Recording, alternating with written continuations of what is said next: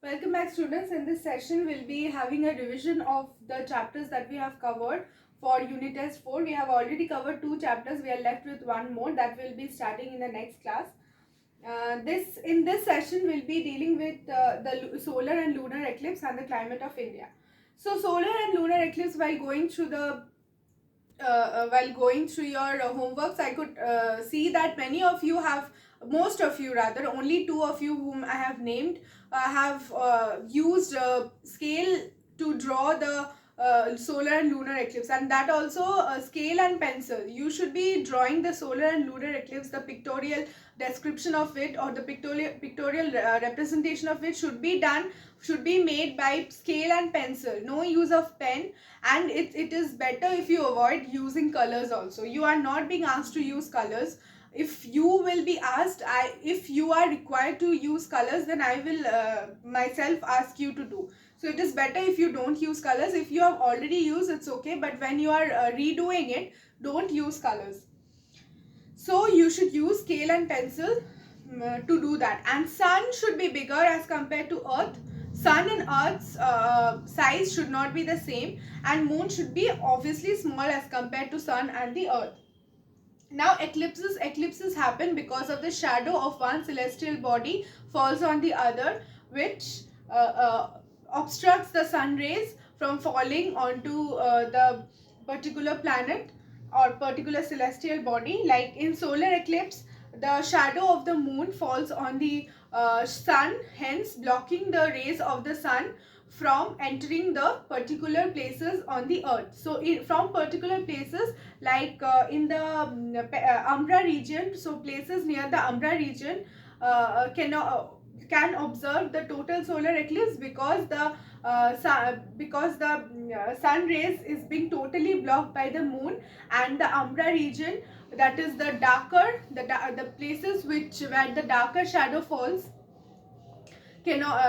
will be able to see the total solar eclipse, whereas the penumbra region, where the lighter shadows of the lighter shadow of the moon, like because the moon covers, or moon comes in between the sun and the earth, and the shadow of the moon falls on the sun, which blocks the sun rays from coming to the earth for some particular point of time, or for some hours or some time. So from the penumbra region, partial solar eclipse can be seen, while from the umbra region, a total solar eclipse is visible.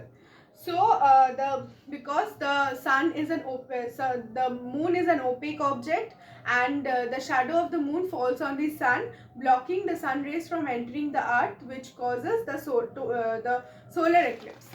Then about the lunar eclipse, the earth comes in between the sun and the moon, blocking the sun rays from falling on the moon. Hence, the lunar eclipse take place.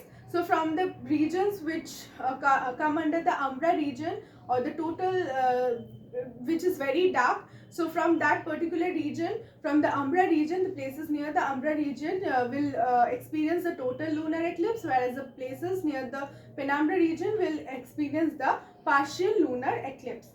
So during the partial lunar eclipse, the moon is being like the partial portions, or the few portions of the moon is visible, whereas during the total lunar eclipse, the whole of the moon will not be visible.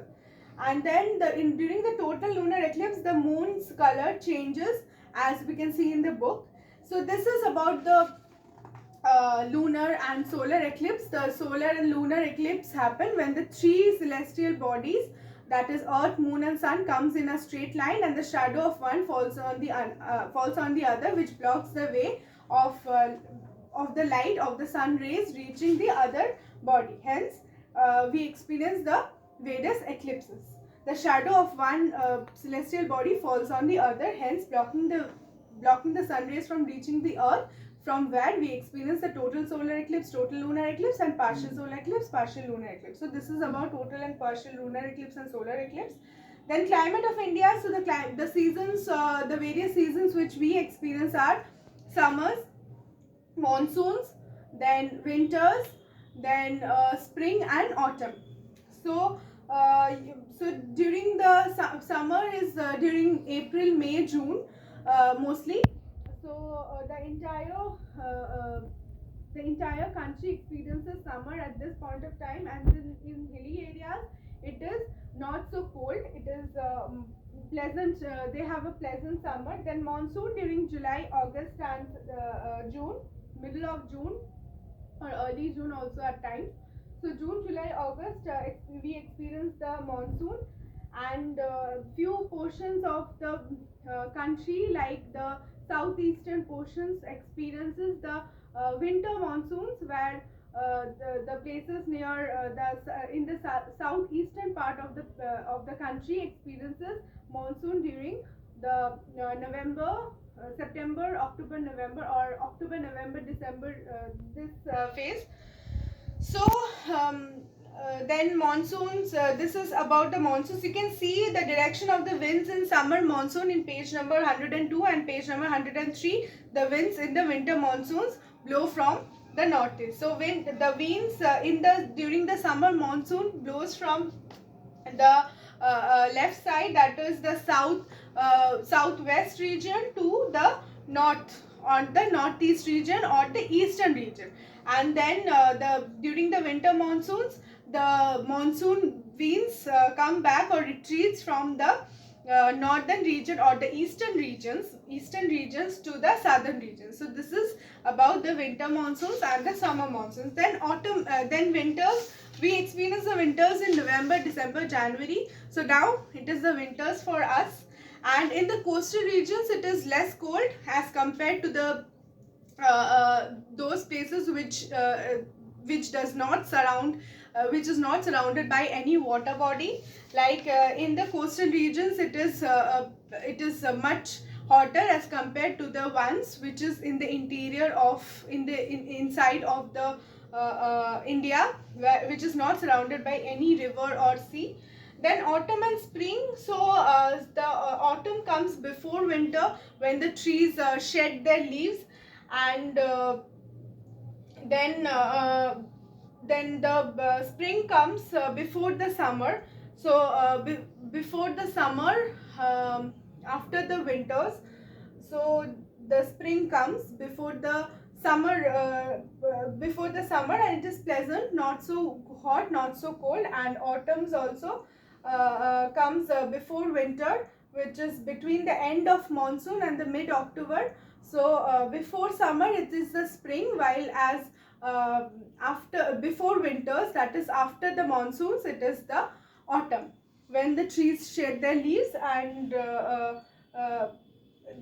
this during the spring also, there are new. So during the autumns, the trees mostly shed their leaves, whereas during the spring, new leaves appear on the trees. So this is about autumns and springs.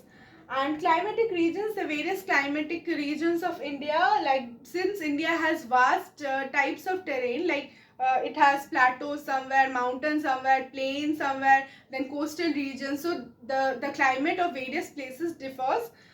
So there is mountain climate, which is cold, cool summer, rain in monsoons, and very cold winter.